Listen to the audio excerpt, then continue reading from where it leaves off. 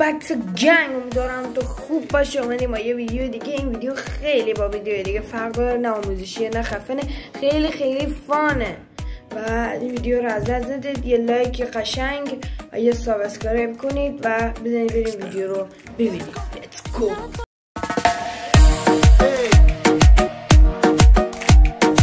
Super noob لامصب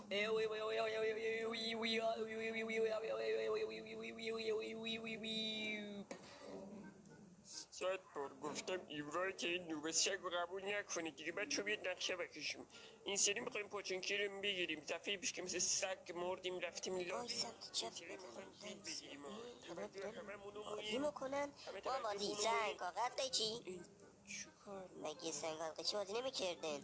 پدر سگ حالا برین لوت کنید. الو عمو ویکتور چطوری؟ نارا چی میخوری؟ اوه یه نارنجک و اینجا رو ببین، یه اینا کثافت جذاب شده مثل جانی دپ.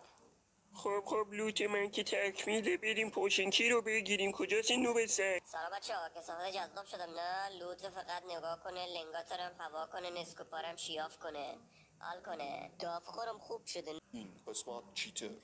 به عجب ماشینیه. پیکان جوانان بلوبری سوار میشن. ای آهنگ 12 به بعد نیست، چرا الان گذاشت؟ خفه شو. اون برای تو نیست نوب سگ، اون برای منه. فضایی چیت سنگینه، پولای میلیتا رو بستن دیگه. یکی مایتا به دستم میده، میگم چیتاره اما جیم بد سمیه. از قد چیت ساز تازه داره بیاد، چیت زده و بینه بچه میخواد. این طرفاتون نوب سگی نیاد، اینجا نیست حاجی صحبت حیا. اون نوبه سگ کجاست؟ دیده نمیشه. اینجاست رئیس، مثل گراز عرقسوز خوابیده. ای بابا مذکرهای ننه مؤنث الان پارتون میکنم. نگوزی عمو بکشیدش. من چیترمو چیت میزنم، با گوز خر بیت میزنم، با قاطعم هد میزنم. لعنتی الان دیگه تنها امیدمون نوب سگه. فکر نکنم این نوب سگ بیاد ما رو نجات بده. قلب من بلبل که دهد صدای توتی، بچه خوشگل کند ادعای لوتی. بابا بچه خوشگل ها شما برن لابی تا به چرخن.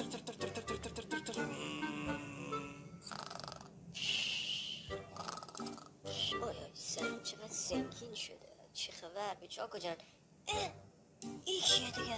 یک فکر دنگی دارم. شیاف نید شیافی رو داداش یک دقیقی برنگاه میکنی بگیرش. خداحافظ شما. خدا حافظ شعر شب پای روش